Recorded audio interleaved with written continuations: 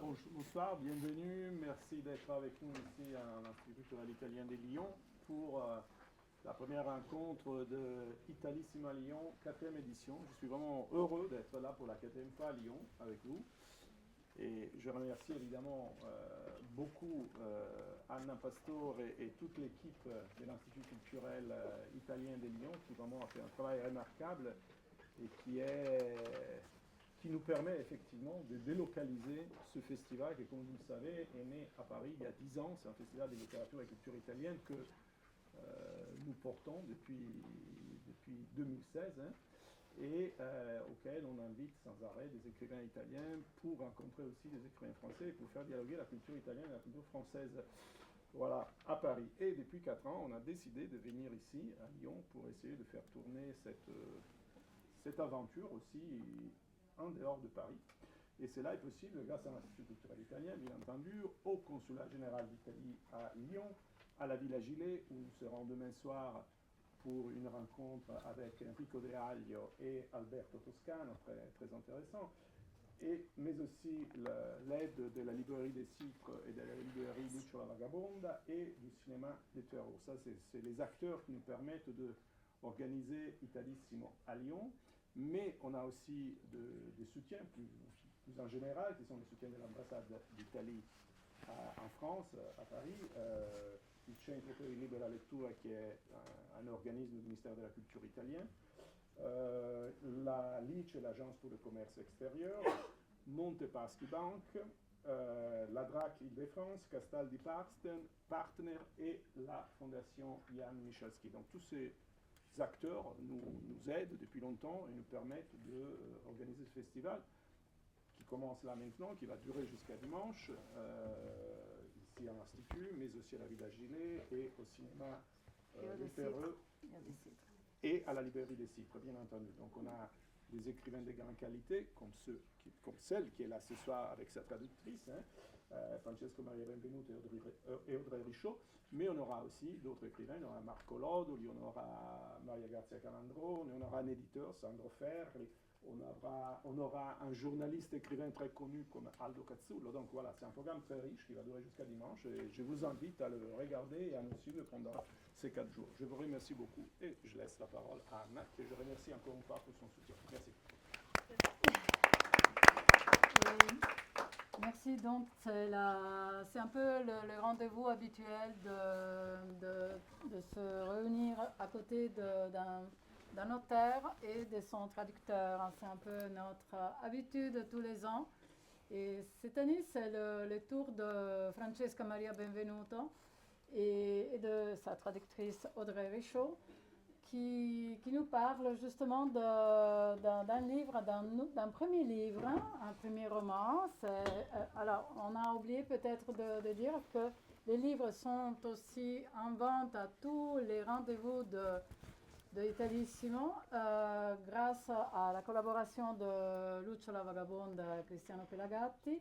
Et il est possible en même temps d'avoir les livres et les dédicaces en italien et en français, parce que les livres sont disponibles dans les 2 langues. Et Francesca Maria Benvenuto, donc à côté de moi, est son premier roman qui a été publié pour Mondadori, et c'est l'histoire que peut-être vous la connaissez déjà. Je vais un peu vous raconter très, très rapidement. C'est l'histoire d'un enfant. C'est une histoire qui se déroule dans un lieu isolé qui est une prison. C'est la prison pour mineurs de Nisida, où le protagoniste, qui s'appelle Zeno, un jeune de 15 ans qui a vécu dans le quartier depuis l'enfance et maintenant est détenu et parce qu'il a été retenu coupable d'un meurtre. Et pour la loi, il est encore un enfant, mais en réalité, il est adulte depuis longtemps. Il est devenu à 10 ans lorsque son père est fini en prison et que sa mère a commencé à se prostituer pour subvenir à ses besoins, à ceux de sa sœur. Et là, lui aussi, Zeno a commencé à s'occuper, à se mettre en activité, en démarrant un business d'activité illégale. vol, trafic de drogue, association de clans, jusqu'au jour où un autre garçon en scooter l'a croisé au bout d'une ruelle de Forcella. Et Zeno a compris le présage de la mort, il a tiré le premier et c'est la raison pour laquelle il est maintenant en prison. Mais pas dans n'importe quelle prison, c'est de Nisida, c'est une île à côté de Naples entourée de la mer que Zeno semble détester car c'est une île, la mer même, est inutile et mélancolique. Pour passer à l'auteur qui a condensé en 150 pages cette histoire très très brutale et franche.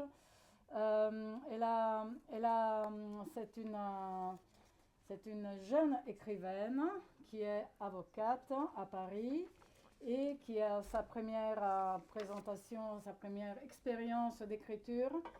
Et je vais commencer justement par lui parler pour lui faire poser quelques questions.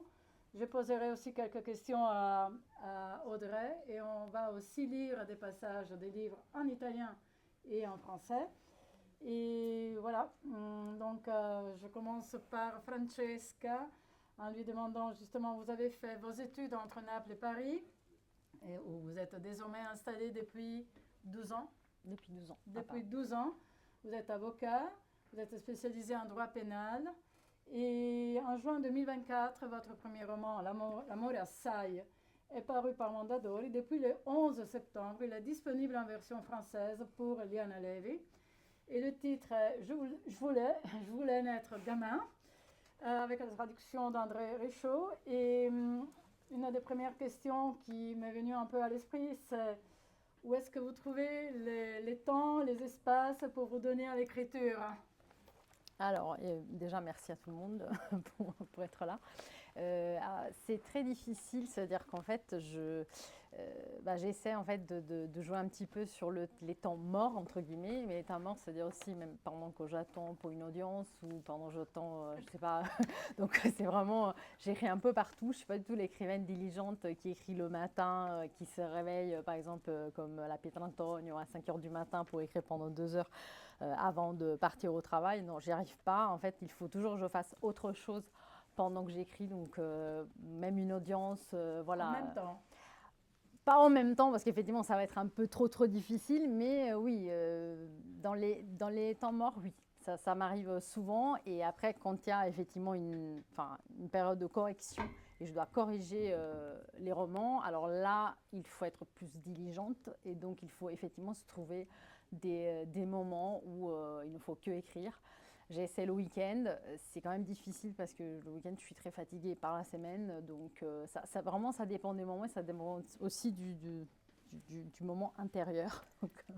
En tout cas, chapeau, parce que c'est quand même une vie un peu intense, hein, toujours, et le premier, le deuxième, le troisième travail et les occupations. Par rapport à ce roman, l'écriture de ce roman, pour vous, vous avez écrit déjà qu'il s'est agi comme d'un flux qui s'est emparé de vous. Oui. Et je crois que vous avez dit aussi avoir utilisé une sorte d'écriture inconsciente.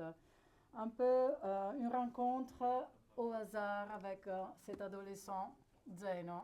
Oui, ça a été effectivement le cas. Alors, pour reprendre un petit peu les origines du roman, ma maman, elle a enseigné à Nisida, où il y a effectivement la prison et donc une école, parce que c'est des mineurs. Elle me racontait de temps en temps des anecdotes, des petites histoires sur les détenus. Mais ça ne m'a jamais inspirée. Et une fois, on était à Paris, on dînait avec, je pense, mon ex-copain et mon père sûrement. Et ma mère, je ne sais pas pourquoi, elle a commencé à répéter ces histoires. Moi, je traduisais en même temps parce que ma mère ne parle pas du tout français. Donc, voilà, donc je faisais la traduction. Et à un moment, en fait, c'est le protagoniste qui m'a parlé. Et je sais que ça peut sembler un petit peu bizarre, mais en fait, j'ai entendu cette voix et j'ai écrit la première page du roman sur l'iPhone. Et la première page, elle est restée plus ou moins la même.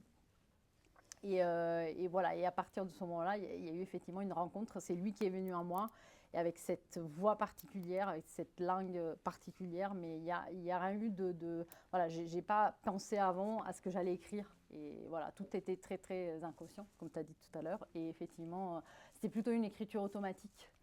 Voilà. Une écriture automatique, Ouais. donc. Et pour terminer, avant de passer un peu à Audrey et à ses impressions par rapport à l'auteur et au texte, je voudrais aussi savoir si, alors ce n'est pas un texte, ce n'est pas un polar. Vous savez bien sûr que des collègues écrivains sont spécialisés dans le legal thriller. Je pense à Gianrico Carofiglio, bien sûr, à De Cataldo. Là, il ne s'agit bien sûr pas d'un polar, c'est un récit. Oui, en fait. C'est Oui. sous format, voilà, quel Oui. est le format de... C'est toujours quelqu'un en première personne qui écrit. Oui, c'est plutôt un récit. Alors, j'ai essayé, hein, parce que moi, à chaque fois, j'ai essayé d'écrire avant celui-là. J'en ai essayé de premier roman. Alors là, j'en ai 1 million dans l'ordi. Mais il n'y a aucun qui a vraiment abouti dans ma tête. Et j'avais aussi essayé d'écrire des chroniques judiciaires. Donc, pas des polars, mais des chroniques judiciaires, parce que je m'inspirais de mon travail. Mais celui-là, non, c'est un récit. Alors, il y a indirectement des expériences professionnelles, tout comme des expériences personnelles dans ce récit. Mais c'est très, ce que j'ai toujours dit, en fait, c'est pas du tout autobiographique, mais c'est très très intime parce que en lisant à plusieurs reprises le roman, j'ai compris des choses de moi-même en fait que j'avais pas comprises avant, et ça a été très très perturbant à un moment. Et c'est l'exercice de l'écriture automatique en fait, c'est faire travailler l'inconscient et écrire comme ça. Voilà. De sortir Oui. les choses un peu enfouies. Oui. Et Audrey Richaud, alors vous êtes une traductrice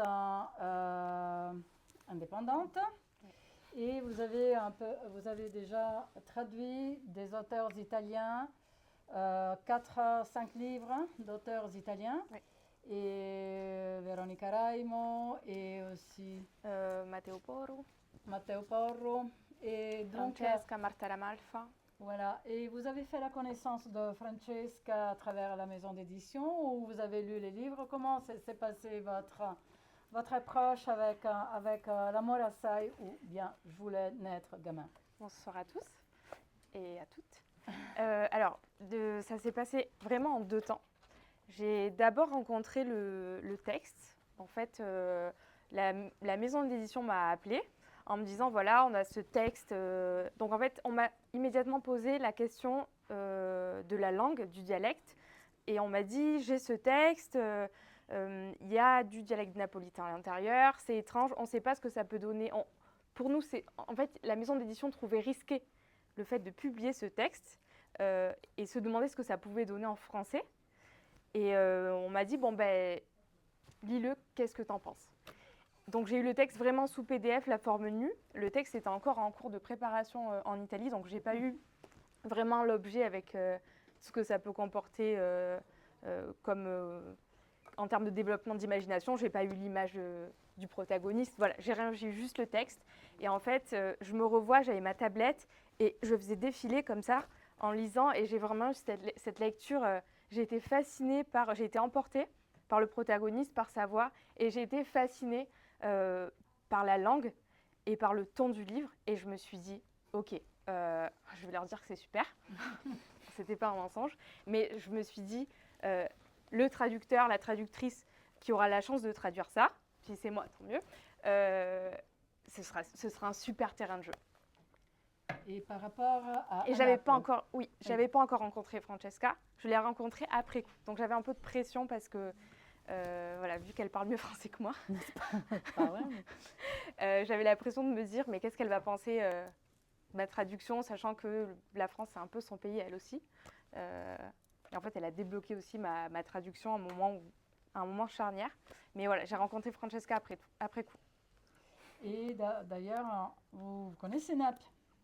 Alors, étrangement, j'ai découvert que j'avais des origines napolitaines via ce roman. Donc, c'est quelque chose d'assez beau pour moi. Mais je suis allée à Naples une seule fois dans ma vie. Je suis par contre fascinée par tout ce qui est dialecte. J'ai vécu à Rome, je suis fascinée par le romanaccio.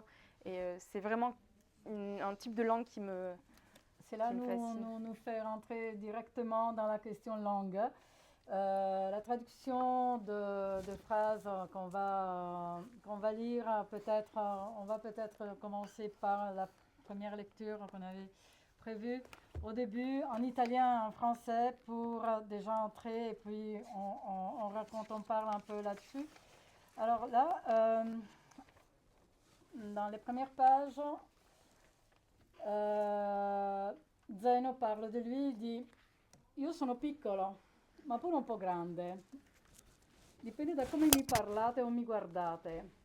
Ma tanto tempo fa ero piccirillo veramente, cioè come sono i bambini, dico quelli veri. Non mi ricordo più di quel periodo là, è meglio così perché papà mi batteva assai. Poi mi sono ingrandito e da allora mi ricordo tutte cose, specialmente le mazzate». Moi, je suis petit, mais un peu grand aussi. Ça dépend de comment vous me parlez ou vous me regardez. Mais il y a très longtemps, j'étais vraiment pitchoune, comme les enfants, quoi.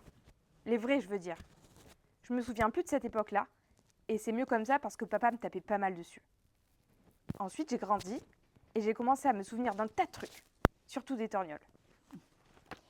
Donc, déjà, la langue italienne, Un problème technique. un petit problème technique. Je vais essayer de le garder comme ça.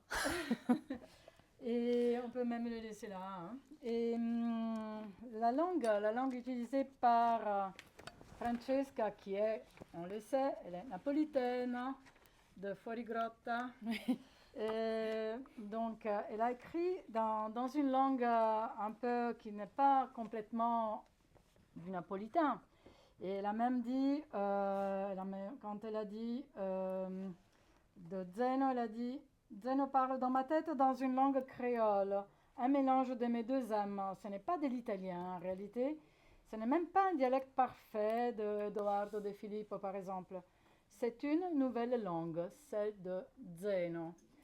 Et donc, par rapport à ça, cette langue, ça a été toujours le même processus. Ça veut dire qu'en fait, il n'y avait rien de... Voilà, j'avais pas du tout pensé à ça et à comment l'écrire. C'était que lui, il me parlait dans cette façon.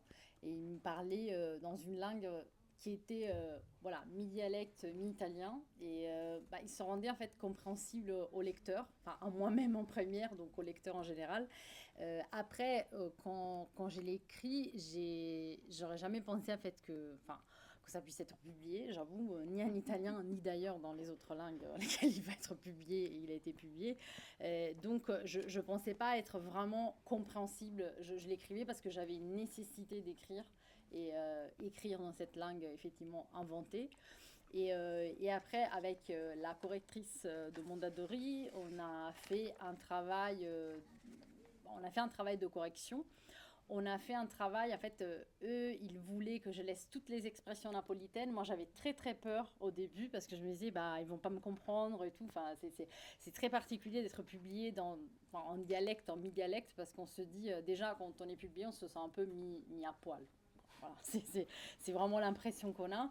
Et en plus, dans une langue très particulière, je me disais, mais ils vont rien comprendre, ils vont dire que c'est le grand n'importe quoi. Et on me disait, mais non, si, on comprend. Donc, jusqu'au moment où il y a eu le correcteur napolitain, parce qu'il y a eu aussi un correcteur napolitain, il n'y a eu que des personnes italiennes en général, et sauf mes parents, qui sont bien évidemment napolitains, et ce correcteur, il n'y avait eu aucun napolitain qui avait lu le roman, et il comprenait, tout le monde comprenait, donc j'étais rassurée. Et même s'il y avait des expressions napolitaines qui étaient effectivement très très napolitaines, il comprenait un petit peu le sens en lisant le contexte, et ça restait très très musical. Donc on m'a dit non, on laisse tout comme ça, donc j'étais quand même rassurée. On s'était mis d'accord qu'elle ne voulait pas lire dans cette langue créole, donc c'est moi qui lit. Elle dit c'est toujours très intéressant, quelqu'un qui n'est pas napolitain, qui lit un napolitain. Bon, c'est tout un travail sur les langues. C'était l'occasion tout à l'heure de voir quelques mots, par exemple, comme creatura, qui a été traduit par gamin. Voilà, je lui avais posé la question et elle avait justement...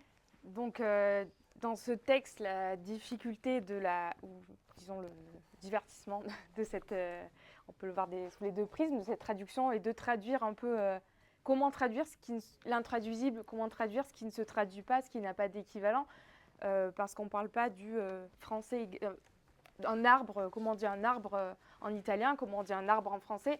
Il n'y a pas 36 façons de le dire. Quand on touche à des mots de dialecte, ça devient de suite plus compliqué, plus subjectif. Et mon objectif dans ce texte, ça a été d'essayer de retrouver une cohérence. Parce que ce livre en napolitain, enfin en italien, dans son incohérence, il a une cohérence. C'est un petit garçon qui est illettré, donc il fait des fautes de syntaxe, des fautes d'orthographe. Et tout au long de ma traduction, je me suis dit comment recréer cet univers dont je me suis imprégnée. Donc j'ai essayé de ne pas prendre de parti pris impropre. C'est-à-dire que je me suis dit, bon, Naples, ça reste une ville du sud de l'Italie. Donc j'ai utilisé beaucoup d'expressions. Personnellement, je viens de Marseille, donc ça m'a aidée. J'ai fait un peu appel à mon enfance, aux expressions que j'entendais autour de moi, etc. Mais j'ai essayé, par exemple, voilà, d'utiliser des expressions du sud de la France sans utiliser des expressions précisément marseillaises pour ne pas faire tomber le livre dans quelque chose de trop cliché. Et c'est vrai que le mot gamin, par exemple, vu qu'on en parle, j'ai décidé d'écrire gamin et pas gosse parce que pour moi, gamin faisait aussi... il y avait une innocence et quelque chose un peu de... Il y avait un peu de polissonnerie que je retrouvais dans le protagoniste italien. Et voilà, c'est pour ça que, par exemple, j'ai choisi... C'était par rapport à la question creaturo. Ça n'existe pas en italien. Gamin, ça existe en français. Voilà, c'est toute une correspondance par rapport au sens final, non pas à la traduction littérale. Et pour rester sur le texte et les personnages, les protagonistes, bien sûr, il y a Zeno. Il parle de sa famille, il parle de sa mère, il parle de son père, de sa sœur, de sa fiancée, Natalina. Puis il y a d'autres personnages comme le professeur qui le pousse à écrire parce qu'il aimerait lui aussi devenir écrivain. Et c'est Martina, le professeur d'italien, qui le pousse à écrire et qui est la personne qui s'attache à ce gamin et lui, justement, la considère comme un personnage très important. Aussi, il y a Franco, le surveillant, ou les autres jeunes qui sont dans la même prison. Et on voudrait, avant de parler un peu plus de personnages, peut-être lire la lettre de... Est-ce que vous voulez le lire? Non, je le lis. Je préfère votre accent. Alors, j'ai de la famille Versalaire. Non, mais c'est vrai. Non, mais c'est vrai. Moi, juste pour dire une chose en fait sur ça, c'est que moi, j'aime bien quand on lit, quand les Italiens qui ne sont pas napolitains lisent le roman parce que c'est touchant et ça... D'ailleurs, si c'était un Vénitien, peut-être je n'arriverais pas, moi non plus, à le lire. Donc... même si je suis vénitienne. Alors, on vous a parlé des personnages et à la page 45 du livre, il y a cette lettre que le professeur Martina demande à Zeno d'écrire, même si Zeno ne voudrait pas écrire à son père. Donc, pour faire plaisir à Martina, finalement, il écrit, son père aussi se trouve en prison à Bergamo, de l'autre côté, au nord de l'Italie, et il lui dit: Caro papà che sei cornuto, perché le cose vanno dette e scritte, come stai? Come sai, perché tu sicuro lo sai, io stongo pure io dentro al carcere, uguale a te. Ma io sono un po' meglio di te, eppure questo lo sai. Ieri è stato il tuo compleanno e oggi ti scrivo una lettera per augurartelo. Ma mi hanno costretto perché, se era per me, ti mandavo scritte solo male parole. Me la corregge la signora Martina, che è la professoressa che ci tratta bene, e meno male che ci sta lei. Qua è una merda, fa tutto schifo, la prigione puzza di fogna, io per primo, perché ci vivo da un sacco di tempo e non ci possiamo fare la doccia quando ci pare a noi. L'isola è isolata perché così l'ha fatta Dio, ma io la volessi un poco di più meno isolata. Ma questo pure lo sai, tu sai tutte cose. Ma alla fine non sai proprio niente, non è vero? Vittoria si è sposata e non si sente più. tieni già i figli, io sono zio e tu sei nonno, ma tanto te ne fotti. Mamma non la vedo da quando sono venuto qui, però io la voglio ancora bene perché l'amore non si deve vedere. Piglio il permesso a Natale e torno a casa per 2 giorni quasi. Se vuoi te la saluto, ma so che non vuoi perché sei cornuto. Però io lo faccio comunque, a lei fa sicuro piacere. E ci do un bacio in fronte così si emoziona. Caro papà, non so più che dirti, mi sono abboffato le palle di scriverti. Ho già promesso di perdonarti per tutto, pure se a te non te ne fotte niente. Quindi io ti perdono. Però ti deve venire almeno un cacatone al mese per quello che ci hai fatto passare. Caro papà, stati bene. Tuo figlio Zeno. Cher connard de papa, parce qu'il faut dire les choses et aussi les écrire. Comment tu vas? Comme tu le sais, parce que toi c'est sûr que tu le sais, moi aussi je suis en tôle, pareil que toi. Mais moi je suis un peu mieux que toi, et ça aussi tu le sais. Hier c'était ton anniversaire, et aujourd'hui je t'écris une lettre pour te le souhaiter. Mais ils m'ont obligée, parce que si ça tenait qu'à moi, que des insultes je t'aurais écrit. C'est Madame Martina qui me la corrige, la professeure qui nous traite bien, et heureusement qu'elle est là. Ici c'est de la merde, tout est dégueu, la prison pue les égouts, et moi le premier, parce que j'y vis depuis un bon bout de temps, et qu'on ne peut pas prendre de douche quand on veut. L'île est isolée, parce que le bon Dieu l'a faite comme ça, mais moi ce que je l'aurais voulu un peu plus moins isolée. Mais ça aussi tu le sais. Toi tu sais un tas de trucs. Mais au final, tu sais vraiment que dalle, pas vrai? Victor elle s'est mariée et nous donne plus de nouvelles. Elle a déjà des enfants. Moi je suis tonton, et toi t'es grand-père. Mais de toute façon tu t'en tapes. Maman je l'ai pas vue depuis que je suis arrivée ici. Mais moi je l'aime toujours, parce que l'amour, il n'y a pas besoin de le voir. Je vais avoir la permission à Noël, et je rentre à la maison pendant 2 jours presque. Je lui passerai le bonjour de ta part, si tu veux, mais je sais que tu veux pas parce que t'es un connard. Mais moi je le ferai quand même, ça lui fera plaisir, c'est sûr. Et je lui ferai un gros bisou sur le front, comme ça elle sera émue. Cher papa, je sais plus quoi te dire et ça m'a pété les couilles de t'écrire. J'ai promis de te pardonner pour tout, même si toi t'en as rien à branler. Alors, je te pardonne. Mais je veux que t'aies la chasse au moins une fois par mois pour tout ce que tu nous as fait passer.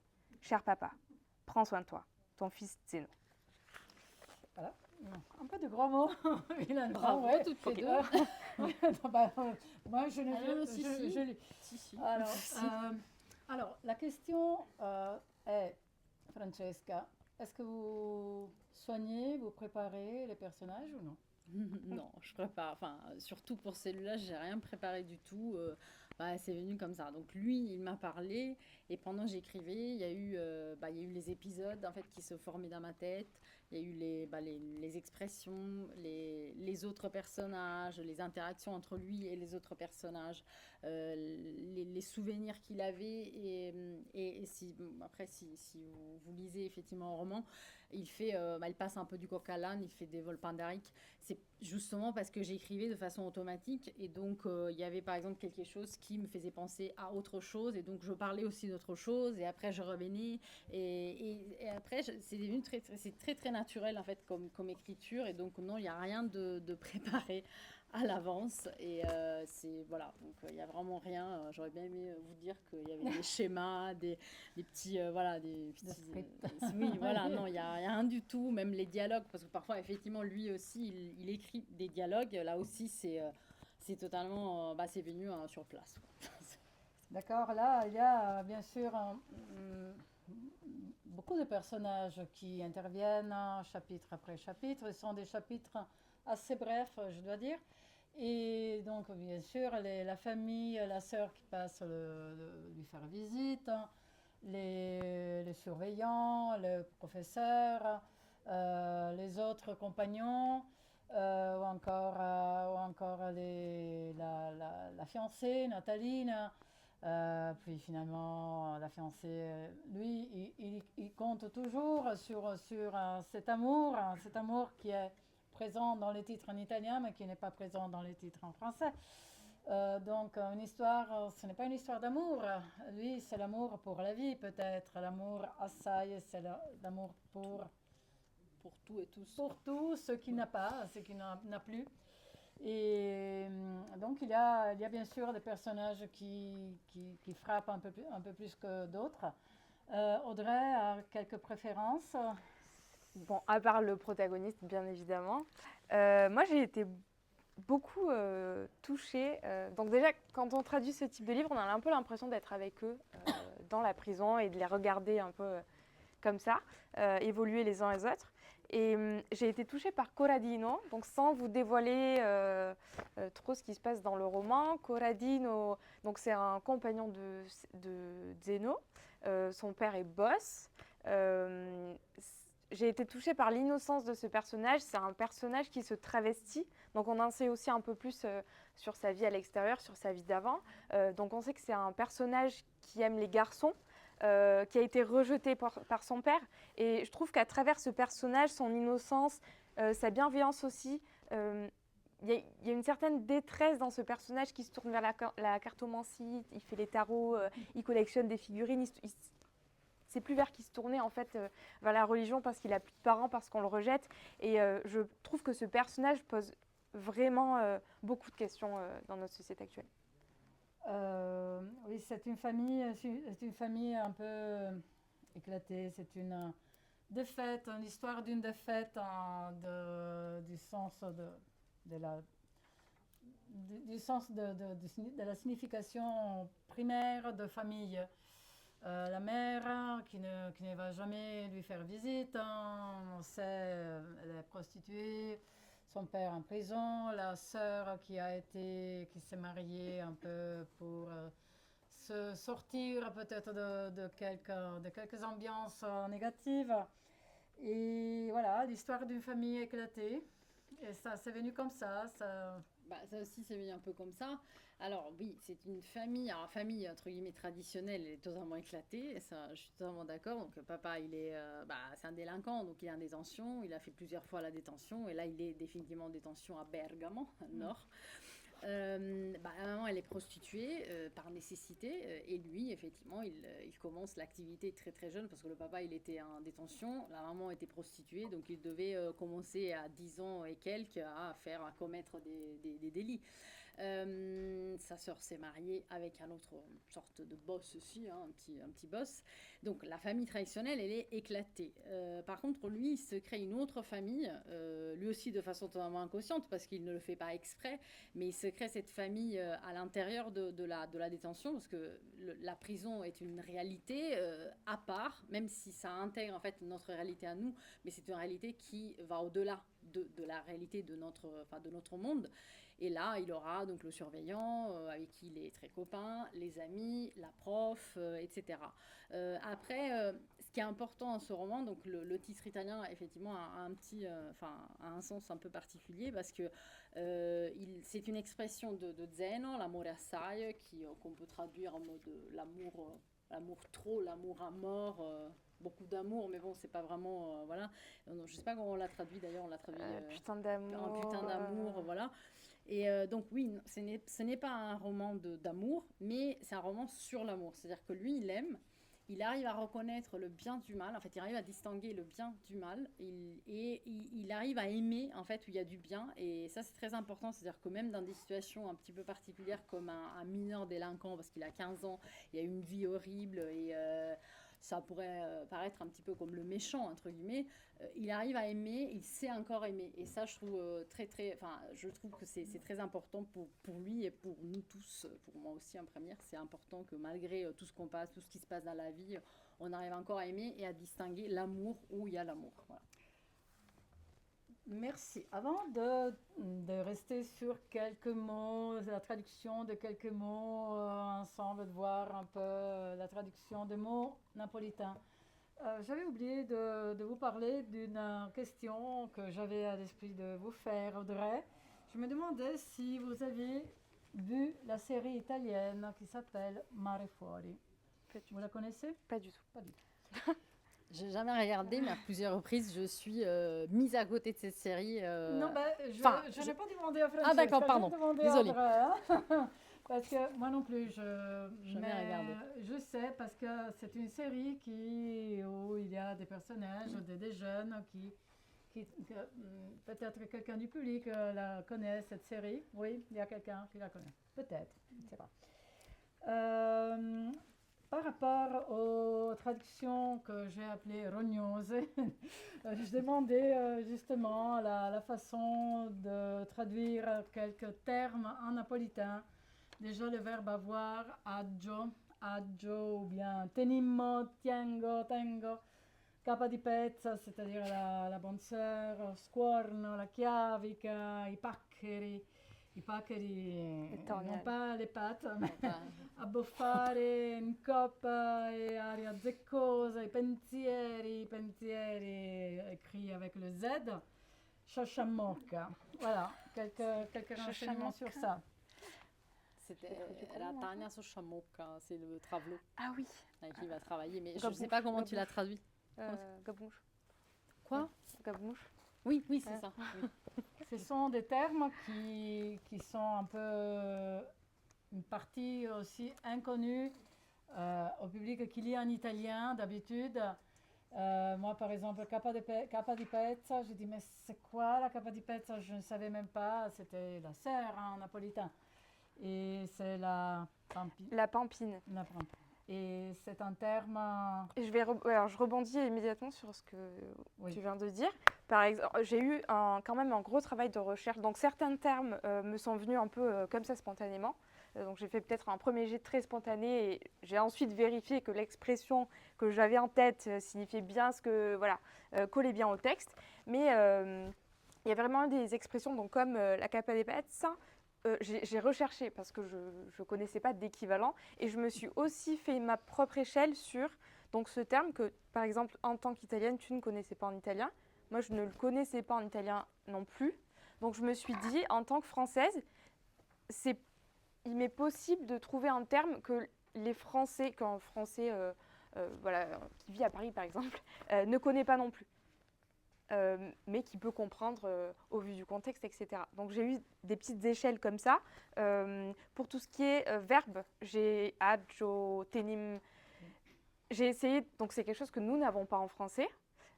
Donc j'ai essayé qui crée une forte oralité en italien. Donc je me suis dit comment faire pour maintenir cette oralité. Donc j'ai essayé de la déplacer en créant les élisions sur les termes. Donc d'ailleurs, l'élision se voit dans le titre. Je voulais et pas je voulais. Donc j'ai sélectionné j'ai essayé de me faire des petites règles comme ça. Voilà. Les articles, le directeur, pour pas trop parasiter le texte et pas complexifier la lecture, parce que je pense que lire un texte avec uniquement des élisions, ça peut être compliqué. Mais de maintenir quand même un certain équilibre à ce niveau-là, avec l'oralité. Quand je commençais le métier, c'est que je voulais naître gamin, moi. Mais cet honneur-là, je ne l'ai jamais eu. Ouais. C'est derrière, avant la phrase « Une voix difficile à oublier », il est difficile d'oublier la voix de Zeno Iaccarino. Si oui. Pardon, je te coupe. Non, si je peux ajouter quelque chose pour tout ce qui est traduction des surnoms, je me suis amusée. Voilà, je pense que c'est une traduction qui est assez subjective. J'ai pris tout à l'heure l'exemple de l'arbre, mais c'est crâne d'œuf. J'ai fait un peu appel à mon imaginaire. J'ai fait des tests avec mon entourage pour voir si, maman, est-ce que tu comprends si la personne s'appelle crâne d'œuf. C'est des trucs très bateaux, mais j'ai fait des petits textes comme ça pour dire alors, est-ce que tu imagines une personne chauve, très bien, ça colle, hop, on essaie. La vulgarité, je pense qu'on a quand même pas mal de gros mots en français aussi. Donc je me suis un peu lâchée, j'ai essayé de diversifier et de jouer avec ça. Mais en fait, ce qu'on s'était dit quand on s'est rencontrés la première fois, et ce que j'ai dit aussi à la traductrice anglaise en fait, qui est revenue vers moi par mail, celle allemande, bon non parce que je parle pas allemand pour le coup, mais en fait c'était que il fallait écouter une voix et pas traduire en fait le dialecte par exemple dans un autre dialecte ou donc c'était écouter une voix. Et j'ai dit aussi à la traductrice anglaise, en fait je lui ai dit écoute la voix et invente en fait. Je dis comme moi j'ai fait, moi j'ai inventé des trucs, donc tu peux inventer, tu connais la langue mieux que moi.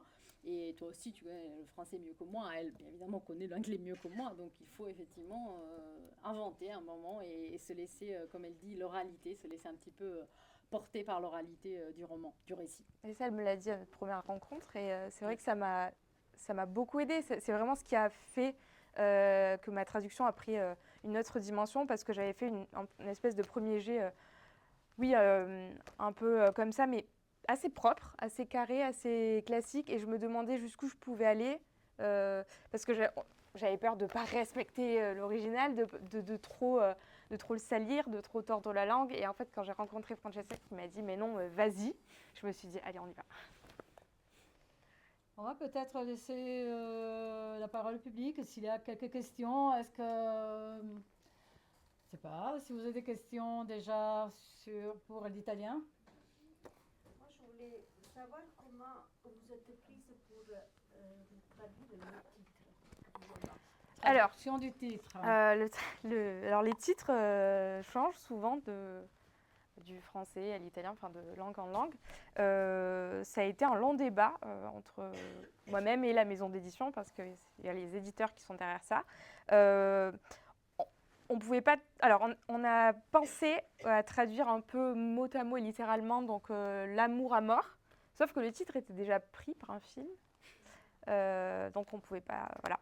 Et Je voulais être gamin, on a décidé de ce titre-là pour vraiment mettre l'accent sur le protagoniste, sur l'innocence du protagoniste, et comme un avertissement au lecteur. Voilà, je voulais vous rentrer dans un texte où il va y avoir des élisions, ça va être une langue particulière.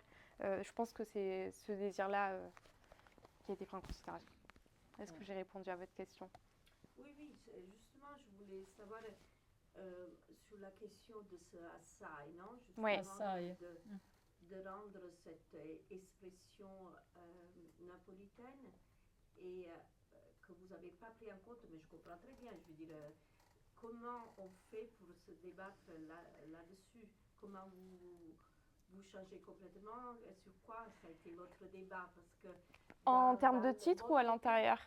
Dans votre titre, je veux dire, il n'y a pas, moi je ne vois pas en tant que napolitaine, ce assai. Ah non, bien sûr. Ah non, par contre, là, je suis tout à fait d'accord avec vous. Les titres, en général, disons que le livre reste un objet commercial, mine de rien, qui va être posé sur une table, qui va être acheté.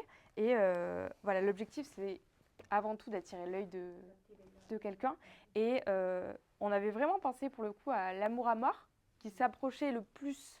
Assai, impossible Mais de assai, traduire c'est assai. Moi, j'ai compris qu'on ne peut pas traduire assai. Mais justement, comment on passe d'une expression à un titre? Là, vous me donnez la réponse. Là, en fait, disons que c'est tout le travail de voilà, qu'est-ce qu'on met en titre, on se pose, on lance. Souvent, ce qu'on fait, c'est quand on traduit ou même quand l'éditrice relit la traduction, elle note des petits bouts de phrases. Ça peut être une expression, ça peut être quelque chose qui lui vient, ça peut être un titre de chapitre. Et après, on se dit, bon, est-ce que ça pourrait aller sur une couverture? Est-ce que ça sonne bien? Est-ce que ça plaît autour? C'est vraiment le travail de qu'est-ce qui peut fonctionner. Là, on rentre vraiment encore plus qu'à l'intérieur du texte où j'ai traduit assai de plusieurs manières. Là, on rentre vraiment sur, je pense, vraiment le discours de on fabrique un objet. Qu'est-ce qu'on met pour ne pas être hors sujet, mais pour avoir quelque chose qui est cohérent avec le roman à l'intérieur. Oui, parce que c'est une question aussi pour les films. Bien sûr. Quand on change complètement les titres des films, je me suis toujours posé la question quelle est la démarche? C'est une ligne de l'édition aussi, de la maison d'édition. Voilà, après il y a, j'imagine, des contraintes que vous avez de votre édition. Oui. Et puis il y a une histoire de disponibilité aussi. Par exemple, dans l'occurrence, L'amour à mort, c'était déjà pris pour un film. Du coup, on s'était dit, ça va pas faire penser au film, mais peut-être que les droits sont plus disponibles. Il y a toute une dimension aussi très pragmatique. Le titre, pour moi, c'est avant tout, on ne peut pas écrire n'importe quoi, bien sûr, mais c'est vrai que le titre qui insiste sur la couverture, etc., l'illustration choisie, ça rentre vraiment pour moi sur la dimension d'objet livre qui est destiné à la vente. Je vous en prie. Quelques questions encore?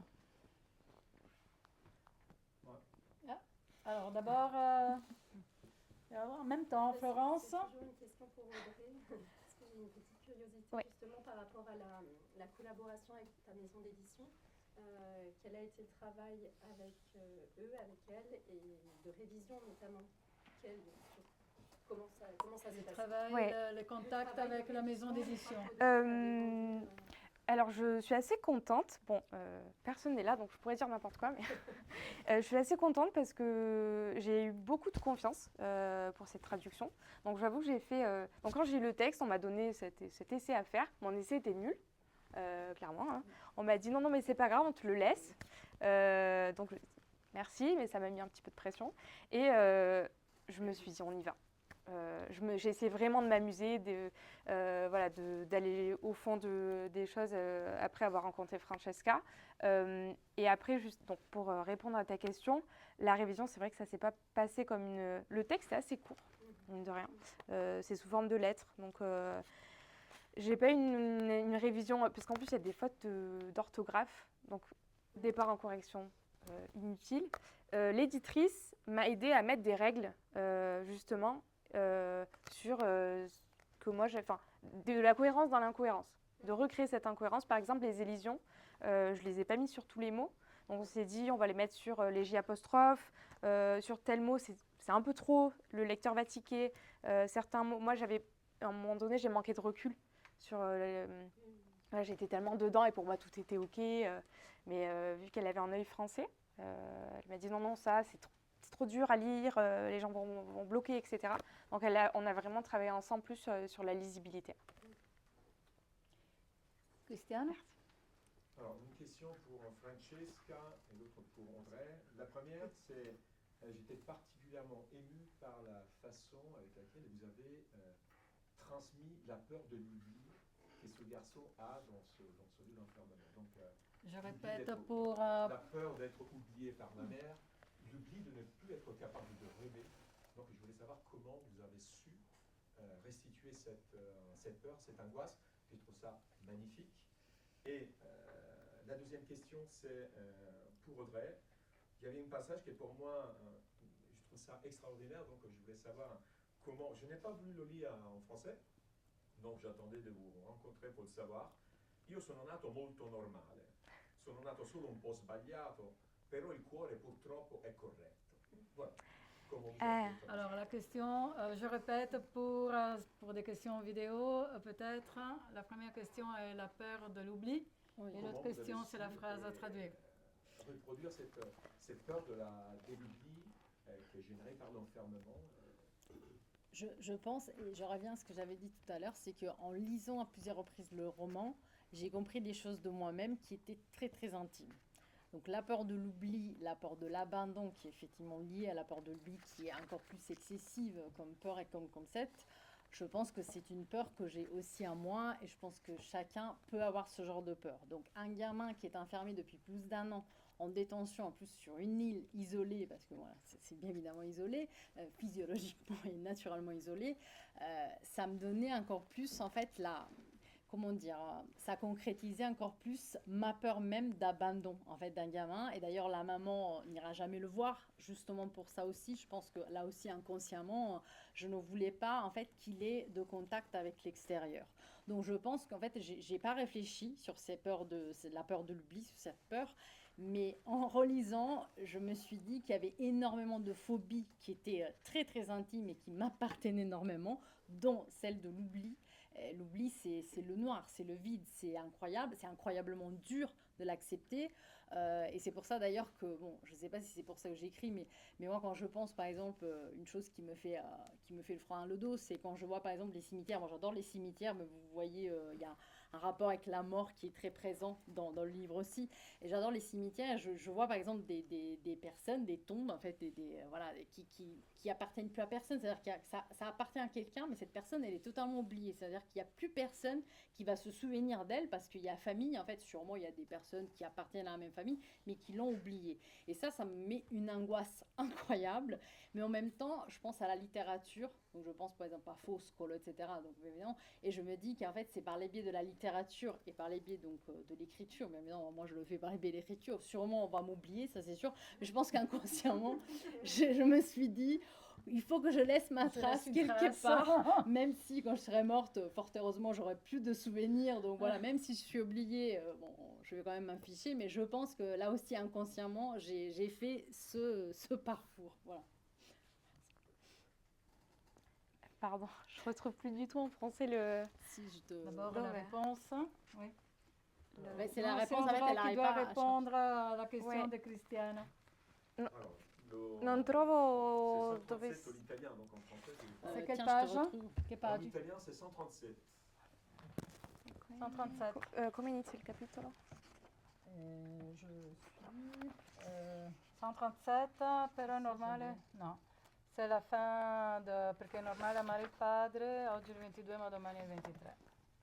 Vers la fin. C'est le début du chapitre. C'est la fin. Ah, c'est la fin, C'est pardon. la Ma fin. il oui, capitolo c'est vrai. prima cos'è? Pardon. Quello dopo. Quello dopo. Oggi il 22 ma domani il 23. Ouais, c'est la page d'avant. Non, c'est bon. C'est dur. Ouais. C'est, Page 143 en français. 143 C'est la page 143. Ça n'existe pas, je pense, en français. Non, je crois que ça n'existe pas. Français? Non, non. 143 du livre français. En français, 140. Ah oui, c'est vrai. Ça existe. 143, C'est pas arrivé jusqu'à voilà. ça. Ah ouais.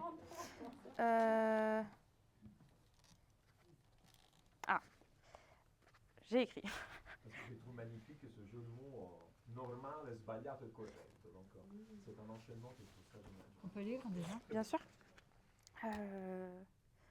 Mon père, même si c'était un connard, je dois forcément l'aimer. Parce que c'est normal d'aimer son père. Moi, je suis née très normale. Je suis née juste un peu erronée. Mais malheureusement, mon cœur est correct.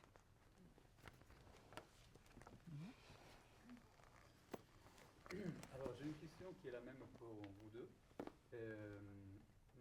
Tout à l'heure, vous avez parlé de vous en lisant et vous en écrivant, vous avez entendu la voix du protagoniste.